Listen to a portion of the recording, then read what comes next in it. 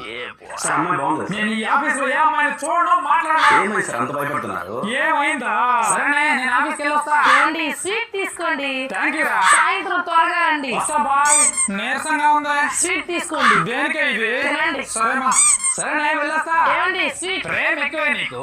ఏమే bag sweet. ఏంటి రోజు ఆఫీస్కి వెళ్ళే ముందు ఒక స్వీట్ ఇస్తావు, వచ్చినాక ఒక స్వీట్ ఇస్తావు. నేను రోజు ఆఫీస్కి వెళ్తున్నావుగా, డౌట్ వచ్చి స్వీట్ ఇచ్చా. అర్థం కాలేదే. నువ్వు వెళ్లే ముందు ఇచ్చే స్వీట్ లో విషయం పెడుతున్నా.